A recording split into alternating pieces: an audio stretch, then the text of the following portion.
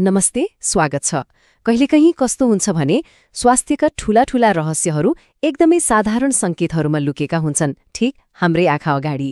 आज हामी त्यस्तै एउटा संकेत, फिक्कापन, जसलाई प्यालोर पनि भनिन्छ, त्यसको क्लिनिकल परीक्षण कसरी गर्ने भन्ने बारेमा गहिराइमा जानेछौँ। ल सुरु गरौँ है त।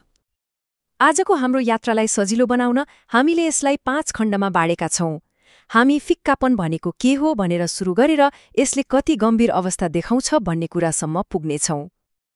ल पहिलो खण्डमा लागौँ। सबैभन्दा पहिले त यो जान्नु पर्यो नि, हामीले खोजिरहेको यो क्लिनिकल फिक्कापन भन्ने कुरा आखिर हो चाहिँ के हो। यहाँ एउटा कुरा के बुझ्न जरुरी छ भने फिक्कापन भनेको छालाको रङ अलि सेतो हुनु मात्रै होइन, यो त एउटा खास डायग्नोस्टिक संकेत हो। यस्तो संकेत जसले शरीरभित्र केही गडबड छ कि भनेर इशारा गरिरहेको हुन्छ र प्रायजसो यो एनिमियासँग जोडिएको हुन्छ।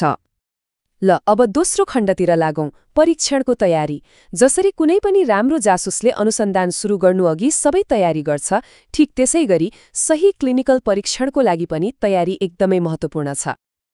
यहाँ 3वटा कुरामा ध्यान दिनैपर्छ। पहिलो, कोठामा पर्याप्त प्राकृतिक उज्यालो हुनु पर्यो ताकि वास्तविक रङ देखियोस्। दोस्रो, बिरामीलाई आरामसँग बस्न लगाउनु पर्यो।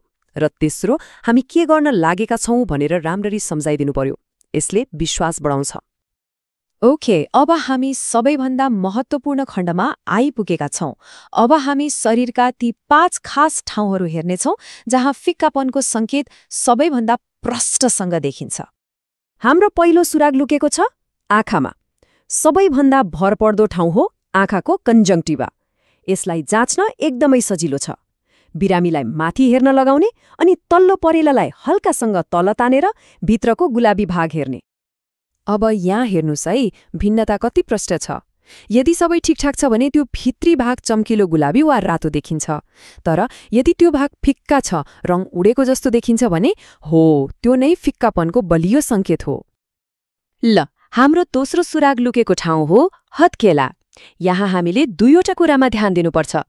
पहिलो त पुरै हत्केलाको रङ कस्तो छ, र दोस्रो जुन अझै महत्त्वपूर्ण छ त्यो हो हत्केलाका रेखाहरूको रङ।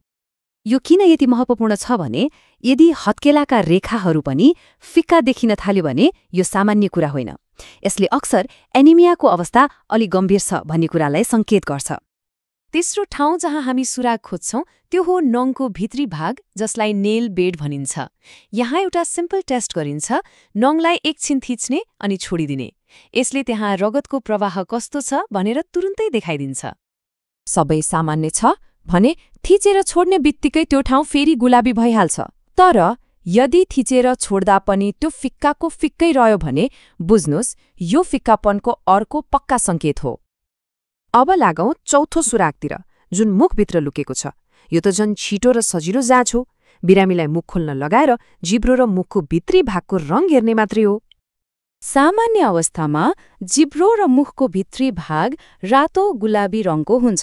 तर यदि त्यो भाग फिक्का देखिन्छ र अलि बढी नै चिल्लो जस्तो देखिन्छ भने हो, यो पनि फिक्कापनको एउटा संकेत हुन सक्छ।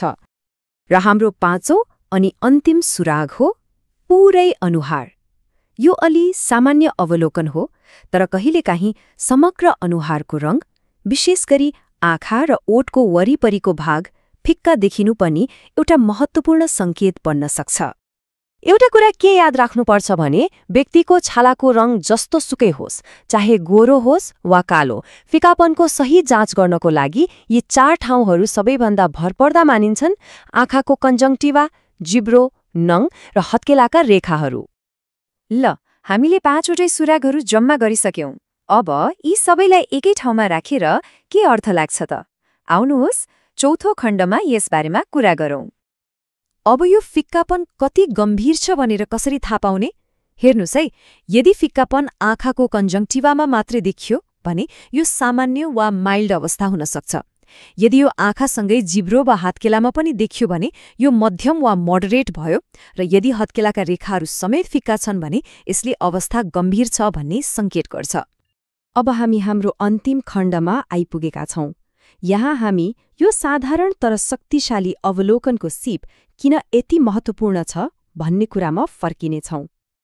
र अन्तमा मुख्य कुरा यही हो, फिक्कापनको परीक्षण गर्न कुनै महँगो मसिन वा ल्याब चाहिँदैन। चाहिने भनेको केवल ध्यान दिएर हेर्ने एक जोडी आँखा हो। यो एउटा यस्तो शक्तिशाली सिप हो जसले एक पैसा पनि खर्च नगरी कसैको स्वास्थ्यबारे एकदमै महत्त्वपूर्ण जानकारी दिन सक्छ। र यो आजको चर्चालाई अन्त्य गर्दा एउटा प्रश्नमा सोच्न छोडेर जाउँ। हाम्रो शरीरले यस्ता अरू कति धेरै सङ्केत र सुरागहरू दिइरहेको होला जुन हाम्रो आँखा अगाडि नै छन्, तर हामीले तिनलाई बुझ्न मात्र सकेका छैनौँ? सायद सबैभन्दा ठूलो डाक्टर त हाम्रो आफ्नै अवलोकन शक्ति हो।